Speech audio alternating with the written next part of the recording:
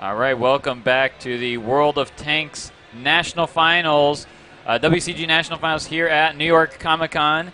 I am here with Yankee from Band Angels, who just won against War and Peace. That was a very close round. It was indeed. It was extremely close. As a matter of fact, we thought we'd lost that last match. I'll be honest, I thought you did too. Yeah, I got up and I turned around and I talked to the Forge guys and I said, looks like you'll be playing War. And then I turned around and amazingly, we were able to push into the cap there and take them down. We concentrated fire well and took them down. I was talking to the War and Peace guys, and it sounds like, because my assumption was they were going to put an IS-3 crossways to you guys. And get the T1 behind it. Right, and then the T-32's behind it as well, and it's almost, how hard it is to deal damage to them after that.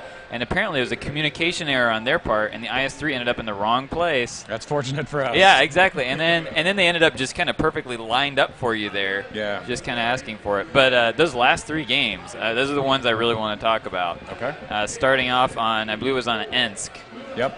Where you guys came down and you made that push, a beautifully timed push, against them while bringing in the T1s to the cap at the same time. Right. What happened there was both of the T1s, we noticed that their 4 tanks were all the way across the tracks and engaged, so we started moving immediately into that, and they never took the opportunity or had the chance to turn around and come back. Right. Well, it looked like, and it was kind of hard to follow everything at once there, but it looked like you guys kind of pushed, your main force.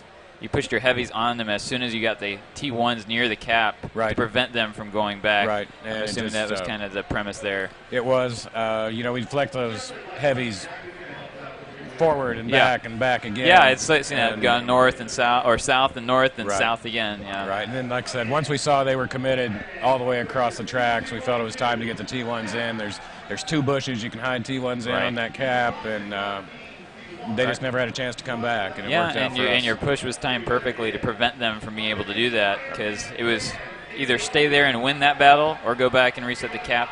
They couldn't do both, so it was lose or lose. Right. And they couldn't turn tail either, because they just get down. Right. And so they stayed, and even though they won that battle there, it didn't matter because the cap was already done. So well played. Sometimes you got a cap. Yeah, sometimes you got a cap, and those I've been saying it. To those watching, I've been saying all tournament, those T1s, you can never underestimate the value of those little Tier 1 tanks. They can really win the game for you. Right, absolutely. And, it's critically important for us to, take down the enemy's T1s. It's one of the first things we want to do. And you eliminate their eyes and those little sneaky cappers, so to speak. Exactly. And then the battle right after that on Ruinberg. That was an interesting one as well. I mean, I find it most interesting that then War and Peace did the exact same thing, basically. And we just talked about that a minute ago. We made a mistake there when we fell back onto the cap. We should have just stayed behind the buildings there, denied them that corner, and we could have figured out a way to fight it. The 5100 was going to come around, but we had the 1390 behind him. And, we went into panicked a little bit. We thought that they were pushing our cap when instead, because we had no eyes. They weren't even halfway there yet. They weren't. So we a little early, not sure, but that was unfortunate decision. Yeah, and then you ended up kind of, again, the exact same thing that War and Peace did the following round. You just ended up totally exposed kind of on the cap. Yeah. And then War and Peace doing the exact same thing. They came really close. And like you said, I think we both thought it was over, but then it wasn't.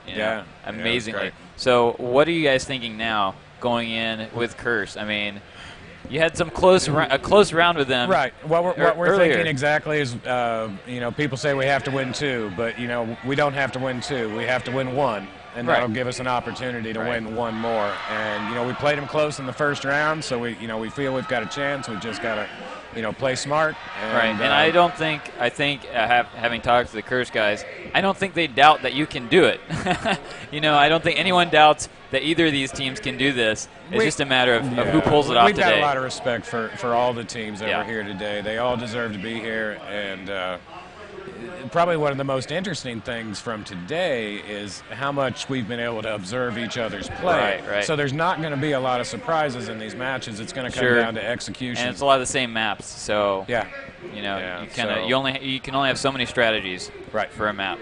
Right. So it's just going to be who executes better, and I'm sure whoever wins is going to earn it. All right, well, any shout-outs or anything you want to give? Just shout-outs to all my clan mates and gorillas. I hope you guys are watching, enjoying the show we're putting on, and hopefully we'll come back tomorrow with this. All right, so this is Yankee from Band Angels. Again, going into the finals in just a minute here. The national finals for WCG will be back in just a few minutes.